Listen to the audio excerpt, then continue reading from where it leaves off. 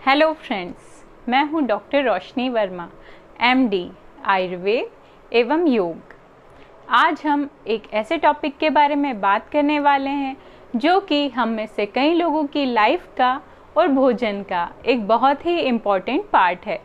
लेकिन ये एक ऐसा पार्ट है जिसके बारे में बहुत कम लोग ये जानते हैं कि इसे कब खाना है और कब नहीं। तो चलिए हम बात करने वाले हैं दही के बारे में, कर्ड। जी हाँ, तो सबसे पहले हम ये जानेंगे कि दही के कौन कौन से गुण होते हैं, इसको कब खाना चाहिए, कब नहीं खाना चाहिए, और सबसे ज़रूरी कि इसे कैसे खाना चाहिए जिससे कि ये हमारे लिए हेल्पफुल रहे। तो चलिए शुरू करते हैं दही के गुणों से। जो दही होता है वो रुचिकर होता है, यानी कि जो भोजन होता है उसमें वो रुचि उत्पन्न करता है, हमारी खाना खाने की इच्छा को जगाता है। अग्नि दीपक भी होता है, यानी कि जो हमारी डाइजेस्टिव फायर है, अग्नि है, उसको बढ़ाने का काम करता है। ये हमारे शरीर को बल प्रदान करता है, शरीर में स्निग्धता को लाता है और जो वात है उसका शमन करता है। और दही मंगल कारक भी होता है। जो हम पूजा करते हैं उसमें भी हम दही को यूज़ करते हैं पंचामृत के रूप में।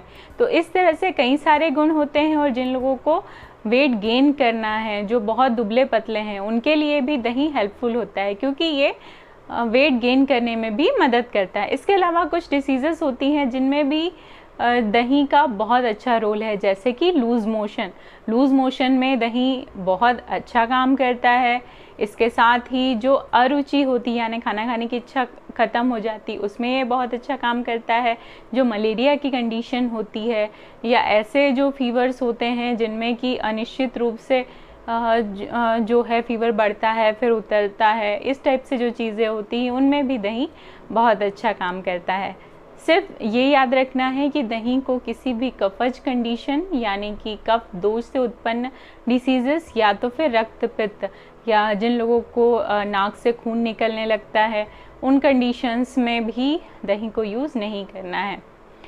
और सबसे इम्पॉर्टेंट बात, आप ये बताएं, क्या आप ये जानते हैं कि दही ठंडा होता है या गर्म? ठंडा या गर्म? दही की जो प्रकृति होती है वो उष्ण होती है, यानी कि दही होता है गर्म। लेकिन क्या होता है, अधिकतर लोगों को लगता है कि वो ठंडा है और वो उसको गर्मियों के मौसम में ज़्यादा खाते हैं, है ना गलत? अब आपको समझ में आया कि ये क्यों गलत है। इसलिए दही को कभी भी ग्रीष्म, शरद और बसंत ऋतु में नहीं खाना चाहिए, क्योंकि दही की जो प्रकृति होती है वो उष्ण होती है, वो उष्ण वीर्य होता है। और इस तरह से हमने ये तो बात कर ली। अब ये बात करते हैं कि दही को फिर हम कैसे खाएं कि उससे कोई प्रॉब्लम ना हो, क्योंकि प्रॉब्लम्स तो हम बहुत गिना चुके हैं। तो जो दही है, अगर उसको हम खाना ही चाहते हैं तो घी, शक्कर, आंवला, शहद या तो फिर मूंग का यूश, ये बनाकर आप ले सकते हैं। तो दही अगर इनके साथ में लेंगे तो कोई दिक्कत नहीं है, लेकिन दही अकेले कभी नहीं खा सकते कि सिर्फ दही खा लिया। इनमें से कोई भी चीज़ के कॉम्बिनेशन से दही को खाएंगे तो कोई दिक्कत नहीं होगी। और एक चीज़ है, रात्रि में दही कभी भी नहीं खाना चाहिए, उससे जो है प्रॉब्लम्स क्रिएट होती हैं। और इसके साथ ही गर्म दही का यूज़ नहीं करना चाहिए। और सबसे अच्छा होता है दही का पानी, वो वात और कफ दोष दोनों को शांत करता है। जो हमारे शरीर के श्रोतस हैं उनका भी प्यूरिफिकेशन करता है, श्रोतो शुद्धि करता है। इसके साथ ही जो अच्छे से जो जमा हुआ दही होता है वही फ़ायदेमंद होता है, जो हमने अभी फ़ायदों की बात की थी उसमें।